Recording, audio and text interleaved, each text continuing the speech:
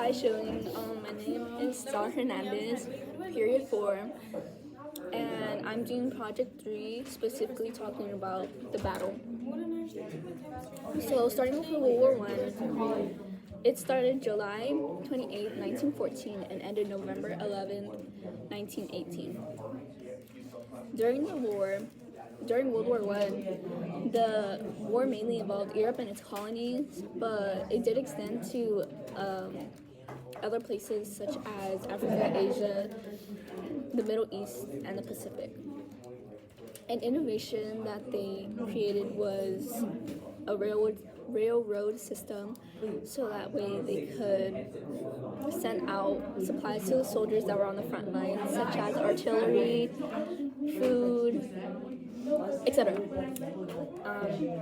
At first, there was like smoke coming out of the trains, but they quickly changed that into like where trains don't have smoke, so that way the enemies can't track them down. So there's two fronts. There was a southern front and the western front. The southern fronts stretch about 600 kilometers of the territory, leading to the mountaintop battlefields near Andrade Coast, Germany, Ramshackle Alley, the Austrian-Hungary, Habsburg, and Italy. There was nearly 1.3 million casualties, and an experience from someone was a paramedic driver from World War I that was at this front. He said that, by the way, sorry. Not much is said about the southern front because it isn't as popular as the western front, as like, I don't know. I didn't even know there was a southern front until I researched it, but still a lot of deaths, still a lot of casualties. So, yeah. Now, the Western Front. The Western Front stretched to about 475 miles and was located in Belgium, extending all the way to Switzerland. I'll insert a picture right here. They would dig their fronts and protect themselves from artillery and machine guns, which is also an innovation that was created by the opposing team. Yeah. They would also protect themselves from gases because they would just like to gas them. Within the fronts, they would use sandbags to uphold to uphold the trenches. Woven sticks to help make up the trench. It also prevented water from getting in. A British infantry soldier stated, "The mud in Belgium varies in consistency from the water to about the thickness of dough ready for the oven." Basically saying that the mud was very thick, it was uncomfortable, and a lot of soldiers got infections from it, such as gangrene, because of how moist it was, which is not cool. There was also other infections that basically, when they got gangrene, they would end up getting amputations due to how badly the infection spread it, and they would leave it untreated because at the fronts they didn't have any medical services. Lots of soldiers also died due to the widespread infection because it would spread into their veins and stuff like that. So the trenches were also used as a dumping site. It also became a graveyard. But the things that they would put in the trenches, they would dump their uniforms, they would dump bone fragments, and etc. Many men would constantly get lost in the trenches because, look how big it is. It's really big. It stretched 475 miles long. So, yeah, that kind of sucked. they would surround the trenches with barbed wire to try to keep out the enemies. And the soldiers, and the trenches were also kind of high. You couldn't really see anything. It was kind of eye level. If you're like a short soldier, then you would only be able to see the sky. But after all, it was used to protect yourself from the enemy. So like the enemy couldn't see, unless if like you were seen from above. Just would charge out of the trenches and attack each other's fronts, which led to the warfare. There was a place called No Man's Land that was filled with landways, tree stumps, and barbed wire. It was also between the enemy's lines. Across this was the warfare line. It contained an intense battle between the French and the British armies. They used artillery, machine guns, tanks, and bombs. This ended in severe casualties from both sides. I think it was over as like 1 million casualties between the two, but I didn't specifically get a count because there was a lot of battles between the two. William Tecumseh Sherman, a Union Army general, talked about his experience during World War I. One of his famous quotes was, "War is hell." He mainly refers this quote to the uncomfortable conditions and the trench warfare and war in general.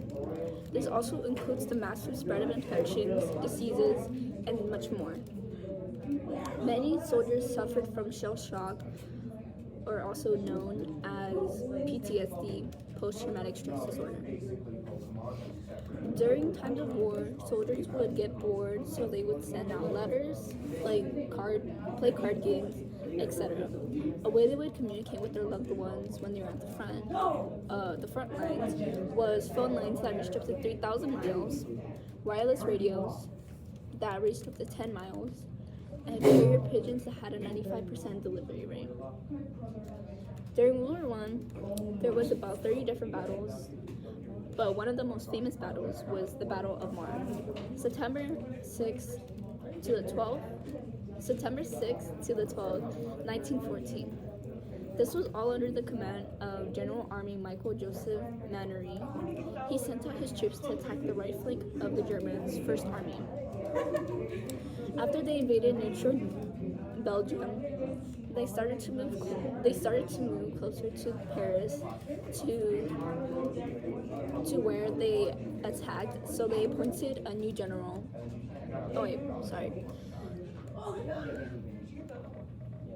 They forced 5 French armies to retreat the Battle of the Frontiers. They forced 5 French armies to retreat after the Battle of Frontiers, and etc. I think there was about 4 battles in order to get the 4 to 5 French armies out.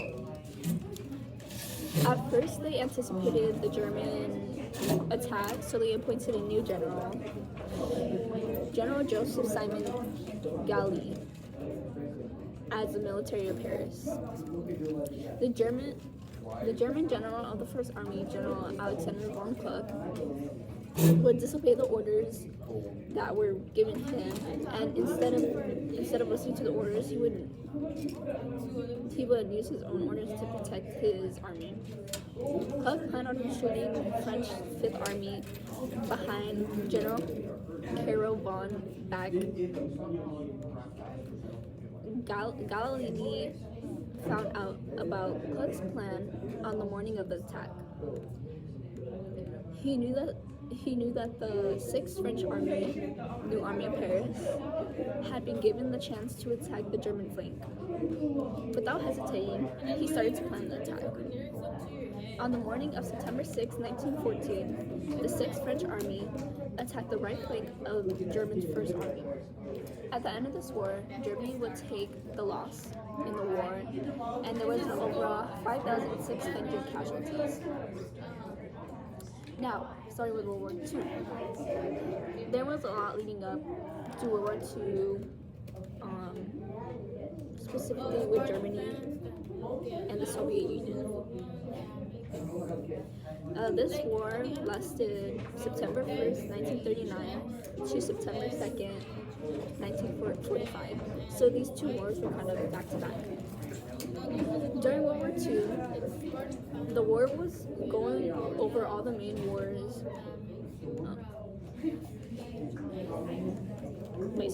During World War II, the main people that were fighting were Germany, Italy, and Japan. The Allies would come back to back them up because this is when they formed the Axis Alliance. So they would have to come back them up, and the countries that were involved were France, Great Britain, and the Soviet Union, the United States, and China were also involved. There were three fronts which were located in England, the Soviet Union, and the United States. The British front had already preparing for war by putting air rings, shelters near gardens and streets, gas masks, and the kids were evacuated to major cities. The kids were evacuated from Britain, were British place that were located in major cities. Defense lines were built alongside southern England. The British Army and the Royal Army, the British Army, Royal Navy, and Royal Air Force mined beaches and put on invasion alerts, because during this war they would use the beach as fronts. The British had put out a home guard that ranged from ages too young to too old, and they were sent to units based on their age. They volunteered to protect the front lines. The home guard was used as a defense against the possible German attack, because they had to know what this type before. The home guard units were poorly equipped, however, they continued to stay dedicated to their duties. Percy Stanford 5th Sussex Worthy Battalion Home Guard 1940 was a young man who served as a Royal Sussex sniper. Like other soldiers, they had served in the World War I. Then he joined Home Guard in 1940 with the rank of a platoon sergeant, and eventually he owned his company.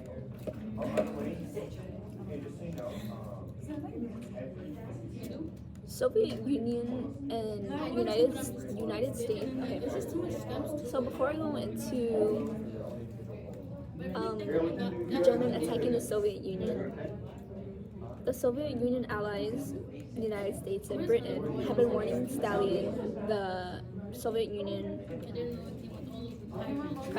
Prime Minister, had been telling Stalin about Hitler's plan to invade the Soviet Union for months, and he ignored it. So it was kind of his fault. And before I tell you everything, he didn't really do much to prevent this war, which kind of sucks, because Hitler did end up killing a lot of his people, and what they went through was very sad, and this all happened due to him. But at the front, it mainly consisted of Germans and the Soviet Union armies, as Germans went to go invade the Soviet Union. The Germans originally invaded the Soviet Union to make it into another Lebensraum, which means a German place to live. This led to war. Adolf Hitler planned the War of Annihilation, killing millions of Soviet people. But Hitler's Nazi people also came up with the final solution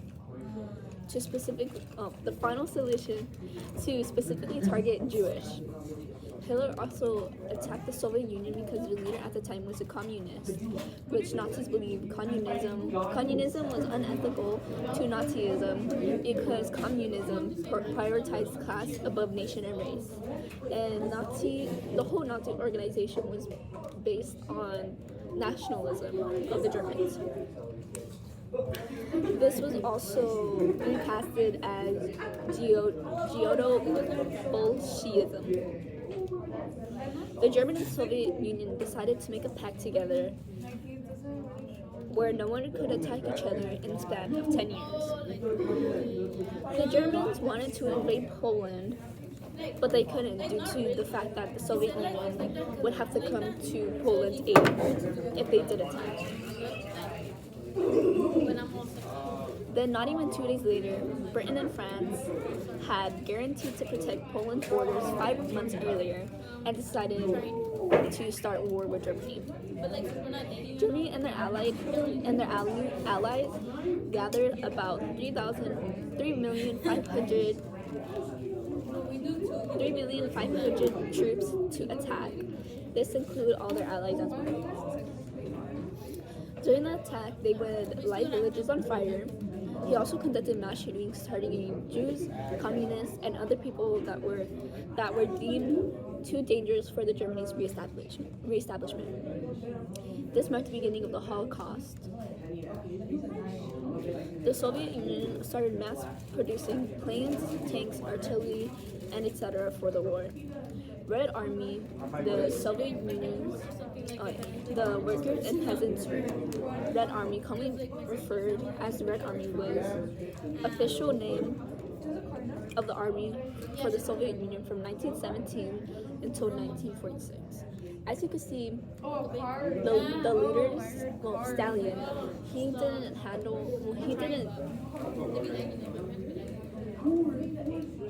didn't take care of his soldiers as well as other countries would.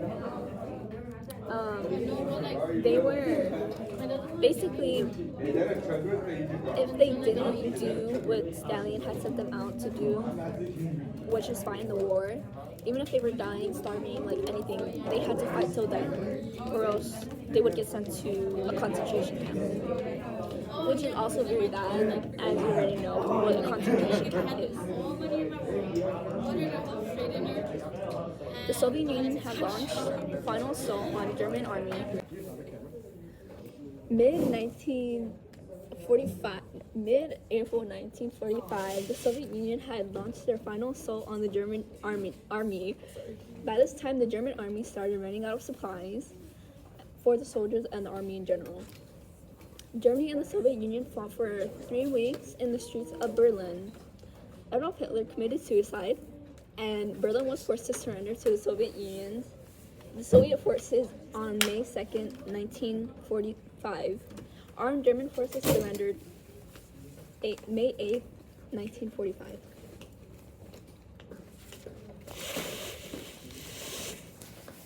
The soldiers, when it came to the United States, they were very calm with how Japan wanted to fight them. But after the attack on Pearl Harbor, that's when it set America off, and they're like, they wanted to tussle. So, when the war started, a lot of people in America, specifically African American people, faced racism, but they still wanted to serve their country, and they joined the army. A lot of African Americans joined the army to help protect the United States after like everything that is done to him. Food was rationed among Americans to try to limit sources for them and give more sources to the troops that were fighting. Along this, there was propaganda posters made to help people not eat as much.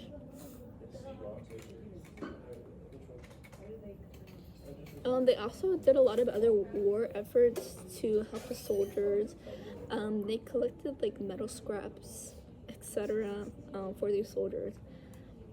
During the War of the United States, multiple scientists started making bombs. This was also known as the Manhattan Project.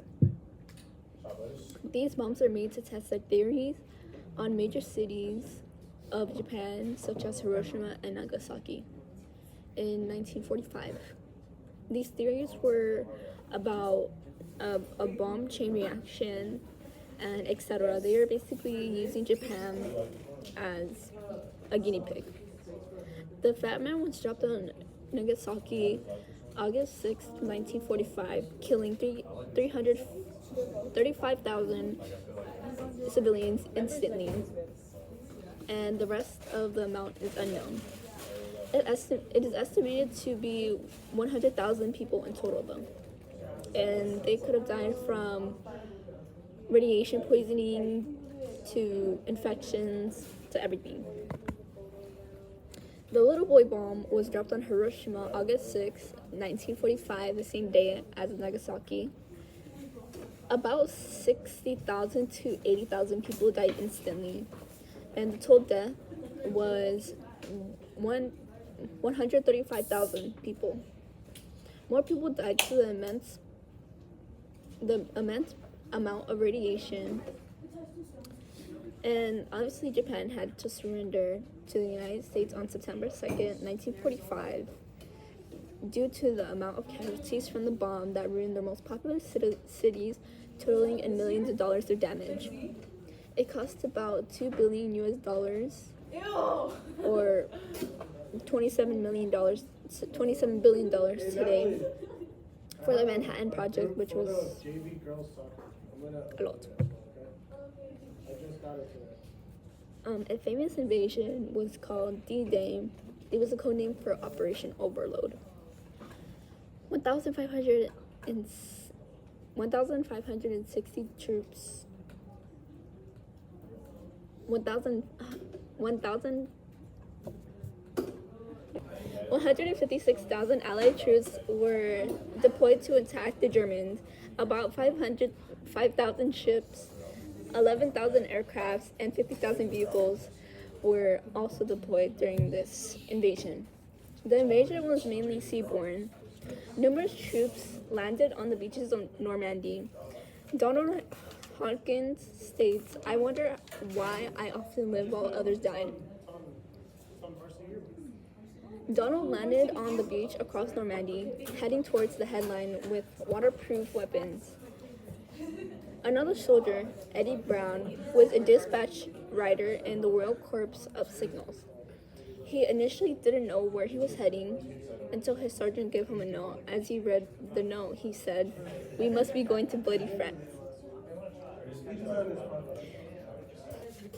132,000 other troops, around 6,000 vessels went to sail across the Channel in order to defeat the German forces. During World War I and World War II, these two whole wars left significant effects on everyone and history in general. World War I helped people advance on new battle technologies during warfare, such as machine guns and the railroads. World War II talked about major events such as the Holocaust, the Nazi movement, and the introduction of nuclear warfare. Overall, this taught everyone a lesson in history, specifically for our current world leaders. They all know not to do these things, and they learn from other leaders' mistakes, because if they do something wrong like this, it will end up disastrous like these two world wars.